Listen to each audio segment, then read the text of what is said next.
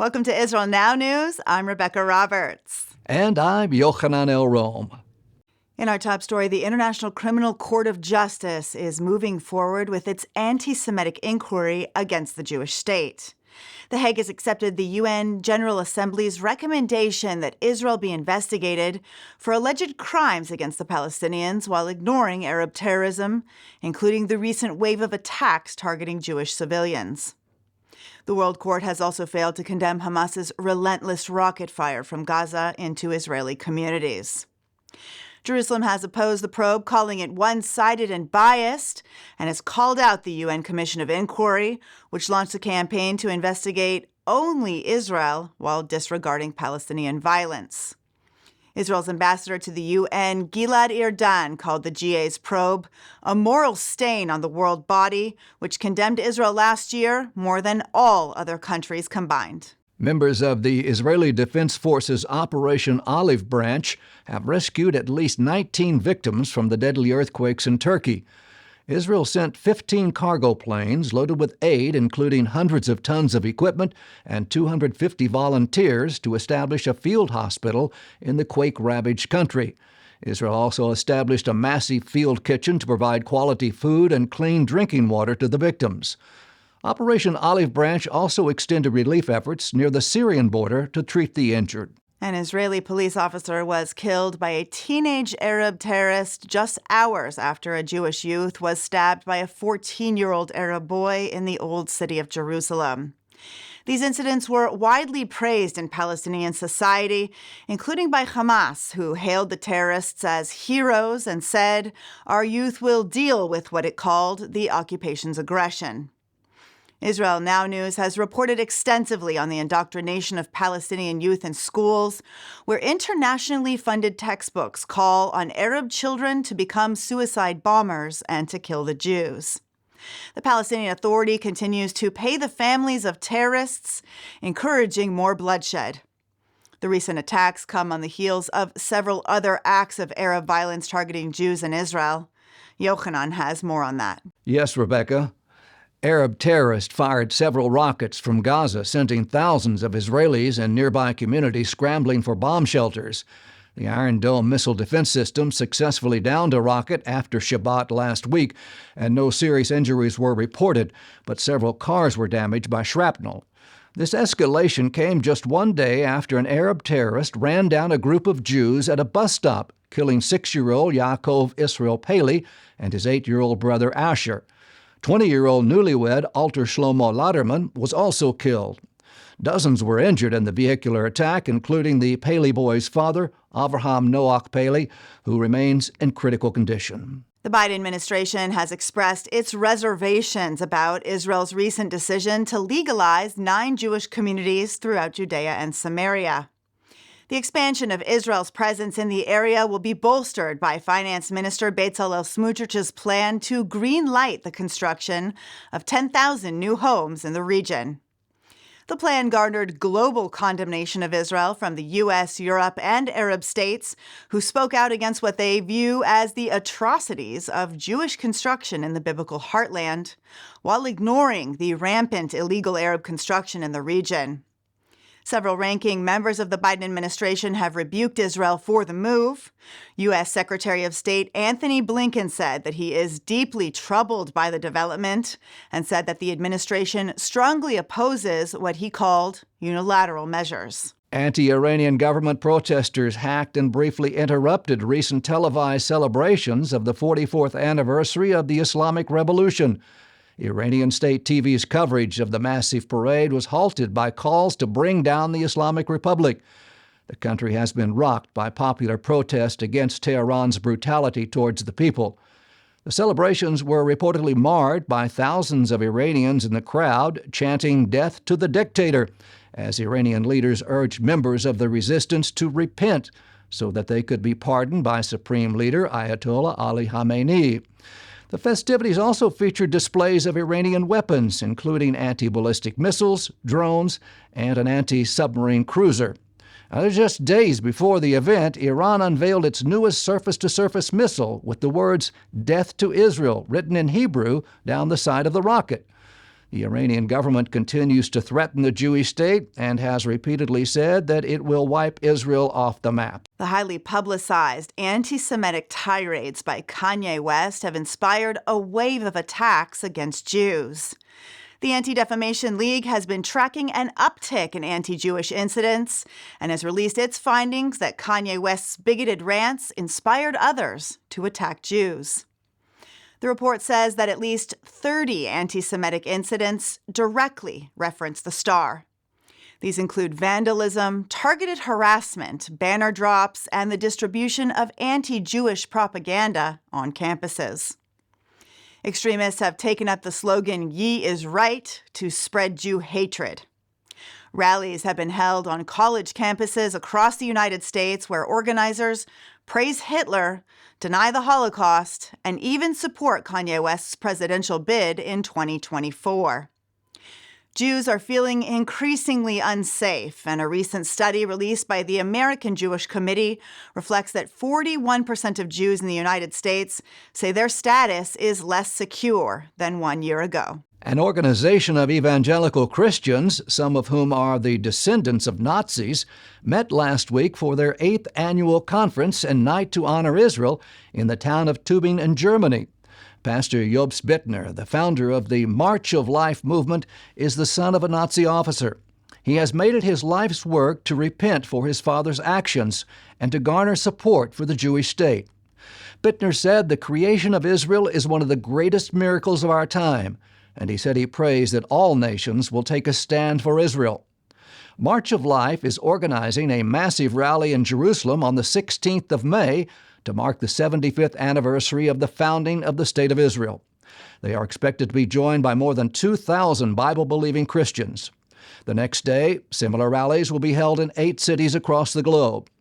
Josh Reinstein, the director of the Knesset Christian Allies Caucus, said it was so encouraging to be in Germany together with Christian leaders from around the world who commemorate the memory of the Holocaust by standing with Israel through their public marches. He added that they are taking a critical stand in the war against anti-Semitism as we work together to advance faith-based diplomacy in support of Israel. A Hasidic Jewish woman has joined New York's Supreme Court. Rachel Fryer has made history by becoming the first female Orthodox Jewish judge to become an acting New York Supreme Court justice. The 57-year-old Borough Park native and mother of 6 said that the principles she learned growing up about patience, kindness, compassion, and giving people the benefit of the doubt are values that she will bring to the bench. In archaeology news, an Israeli teenager has discovered a 1,600-year-old gold bead from ancient Jerusalem. 18-year-old Hallel Friedman is a volunteer at Emek Surim National Park. She's part of a team tasked with sifting through buckets of dirt unearthed from the Pilgrimage Road excavation at Jerusalem's City of David. Friedman was spraying water into dirt in a sifter when she saw a shining piece of gold. Israeli archaeologists identified the artifact as a precious bead dating back to the end of the Roman era. Now, this intricate piece of jewelry was part of a very expensive necklace or bracelet. The Jewish history of Jerusalem is undeniable, and every day more evidence of the biblical account is being uncovered in the Holy City. Israeli biotech startup Spotted Early has announced that it has developed the technology to detect cancer with a simple breath test. The company released midterm results of its clinical study indicating a 92.8% success rate in diagnosing the 4 most common types of cancers, which are breast, lung, colorectal, and prostate cancer.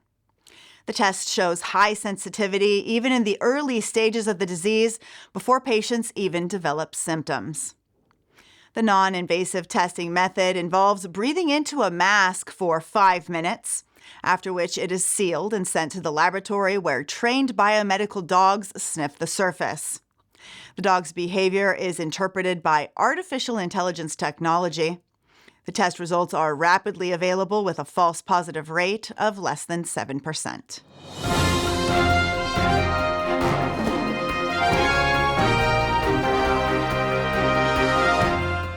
That concludes the news portion of our show. Stay tuned for Ask the Source with Josh Reinstein.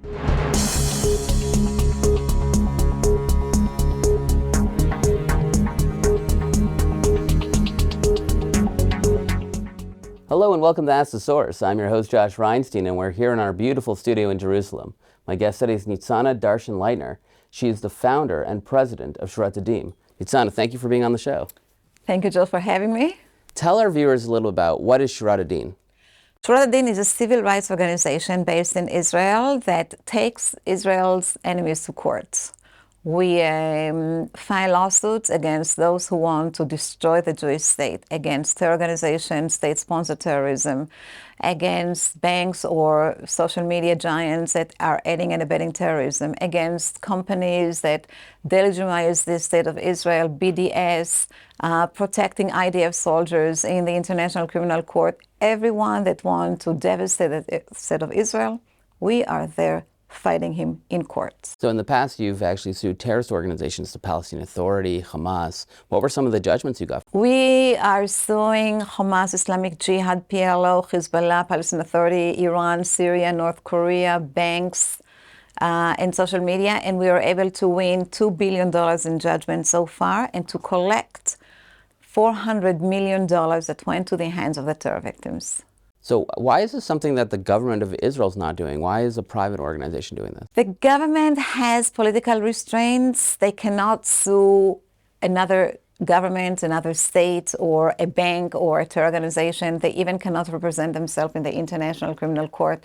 Their hands are tied. They have to be politically correct, and we don't. We are private organization, private lawyers that represent private people, and it's actually for the private sector to fight this war. And so where are you suing these terror organizations and bad actors? In America, in the international court? In Israel, in the United States, sometimes in Canada, and we enforce our judgments all over the world, in Europe, in South Africa, everywhere we find assets that belong to our defendants. You have a big case coming up in a couple of days. You've been working on this, I guess, for the last 8 years. Yes. Tell us a little about that. Yes, we actually began in 2015 in the beginning of the knife intifada. Remember the times where Palestinians were stabbing Jews on the street. It actually continues until today, but not to the same extent. We realized that the one that incite these Palestinians to carry out attacks against Israelis, against Jews, is the social media. Posts and videos that encouraging Palestinians to go and stab Jews. Videos that illustrating how to kill, how to stab, how to push the knife, how to twist the knife, what poison to put on the knife before you go and stab.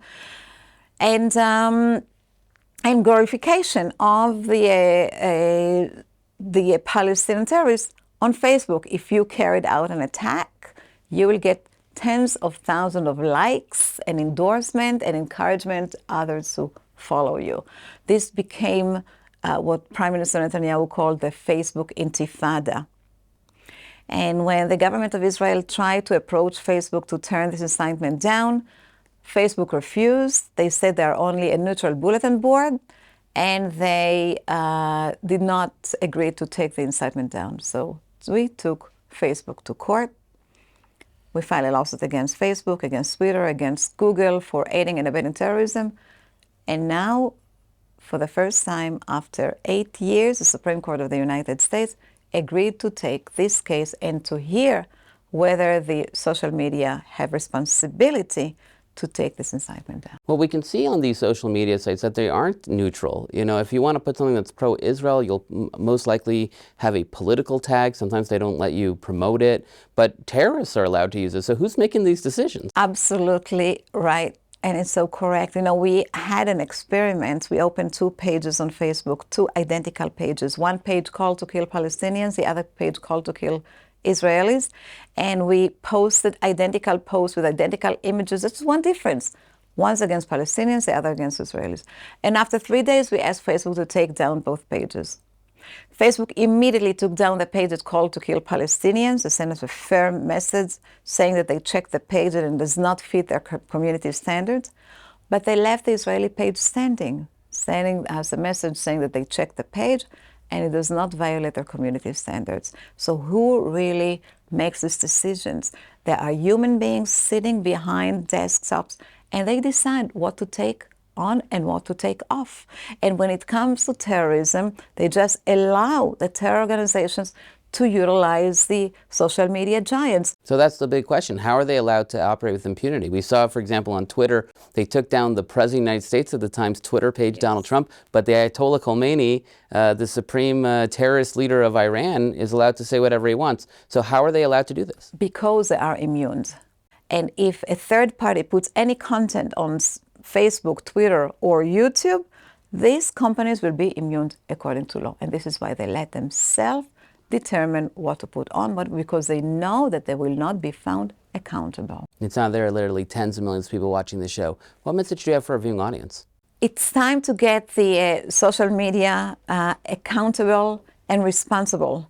We will fight the Facebook, not let them sit in the ivory towers in Palo Alto when the blood is spilled on the street of Jerusalem. We'll fight them back, and we'll teach them that in social media network they have social responsibility. They must take this incitement down. And I call everyone who watches this show to join us in our forces.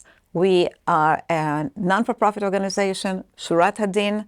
It's based solely on donations. And if you care about the life of the citizens of Israel, and if you care about the life of all the innocent people around the world that can be killed by terror attacks that were incited to do so on the social media, join us on our fight, support our cause. Thank you, Nitsana, for being on the show. And thank you for tuning in to Ask the Source. I'm your host, Josh Reinstein. Now back to the studio.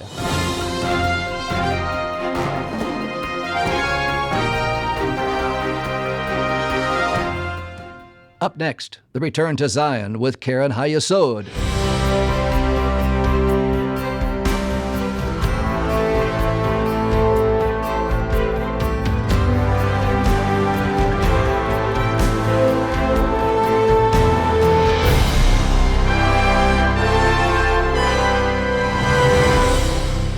Shalom, and welcome to the Return to Zion with Karen Hayesod. I'm Sam Grundberg, World Chairman of Karen Hayesod, the leading official fundraising organization for the State of Israel. Karen Hayesod is responsible for bringing home tens of thousands of new Olim every year. Every story is unique. Enjoy as we hear one of those incredible success stories.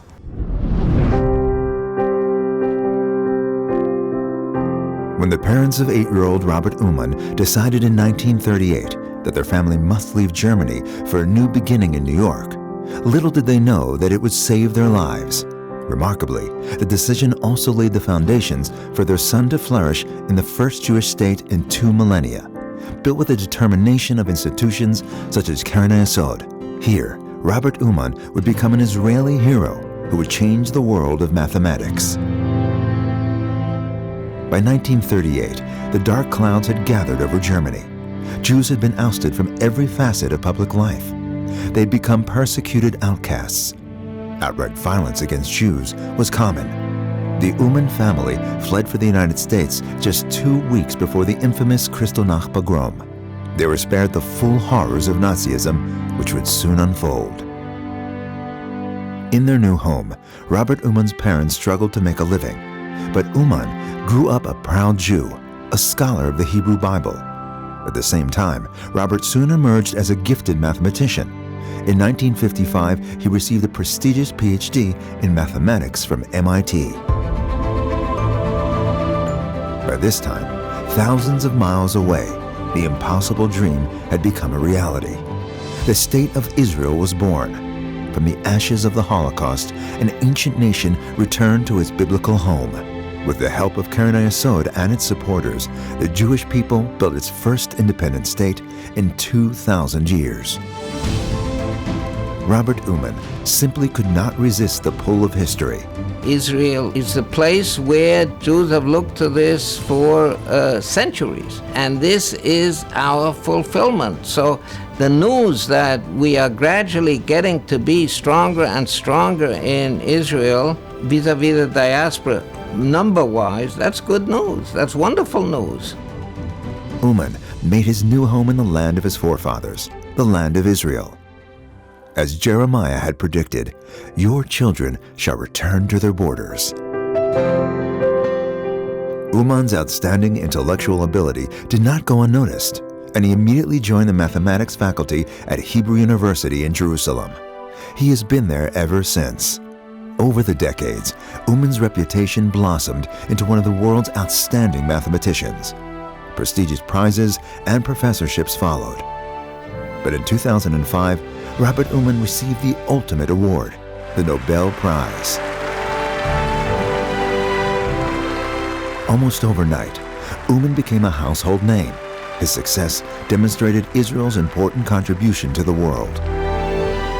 It showcased the Hebrew University, a world-class institution built with the help of Keren Hayesod. This small boy who fled Germany had shown that the Jewish people had triumphed. Uman was an Israeli hero. But despite the accolades, Uman remains first and foremost a proud Jew, even when the Nobel Prize is on offer. With the Nobel Awards ceremony scheduled just minutes after the Jewish Sabbath ended, Uman insisted on first completing his prayers before hurrying to take a seat just 90 seconds before the King of Sweden's arrival.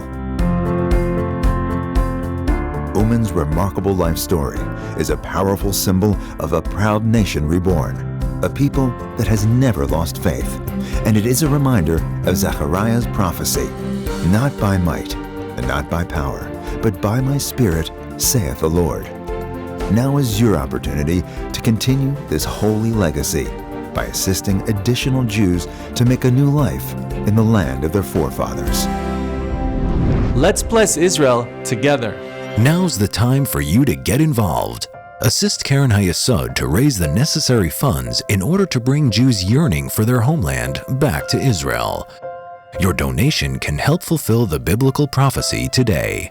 To donate and get information, visit our website at www.khisrael.org.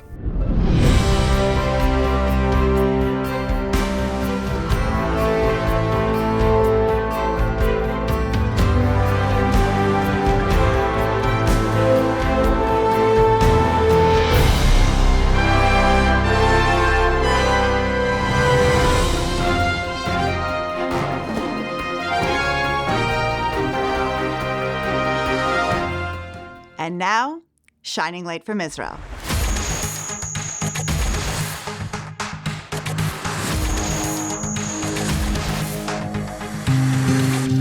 In Israel's most northern point, at the very tip of the Hula Valley, is one of Israel's most important national parks. And in today's episode, we are going to discover the ancient ruins of Tel Dan. There are some great activities to do here at Tel Dan. First of all, it's the perfect place to have your afternoon lunch or barbecue with your group while visiting the north of Israel.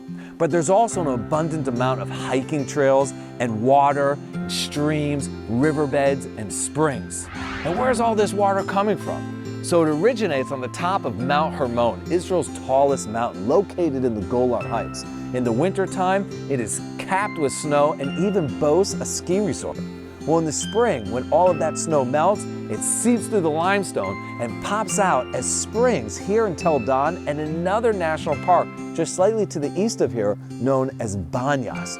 All of the water from Banyas and Tel Dan will eventually flow together and become what is known as the mighty biblical Jordan River. Let's now go discover some of the biblical archaeology here at Tel Dan.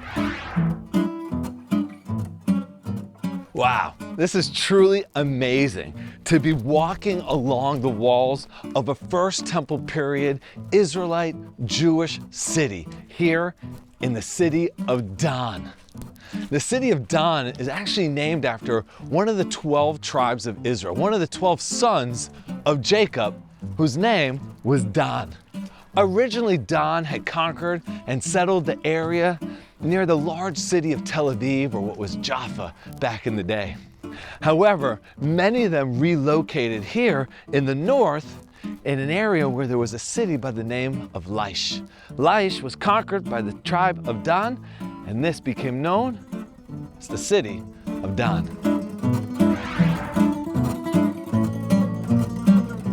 We're now walking through the city gate of ancient Dan. And in times of antiquity, the gate of a city played an important role because it was here that people would negotiate and finalize any type of business dealings. that was being done. But not only that, right here, we still have the ancient ruins. These are original, my friends, from the first temple period where the king of Israel would sit. And if people had questions or people need to speak to the king, they would speak to him here at the entrance to the city of Dan.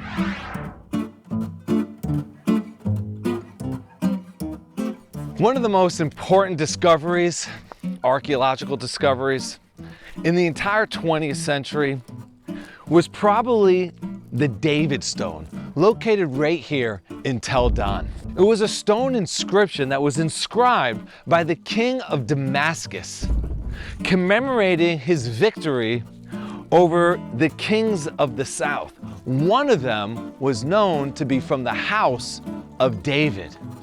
The stone inscription was written about 50 years after the death of David.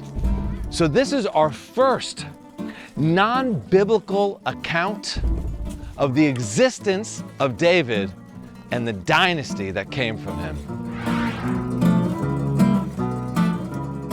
One of the darkest periods of Jewish history was the division of the nation of Israel. It divided into two separate kingdoms, and this occurred after the death of Solomon, King Solomon. You see, his son Rehoboam, who took over the throne, was heavily taxing the tribes of Israel. And in the north, there was a rebel by the name of Jeroboam. And Jeroboam told the people that there was no need to pay these taxes to Jerusalem, that they could establish their own kingdom. However, the temple being in Jerusalem would draw the people from the north to the south. So Jeroboam built an altar here in Dan so that the people didn't need to go to Jerusalem anymore. And this here, my friends, is a recreation of the altar that Jeroboam built here at Dan for his subjects not to travel to Jerusalem. Thank you for joining us today as we explored another beautiful place here in the land of Israel. And on your next trip here, make sure to visit this important biblical site in Israel's north, Tel Dan.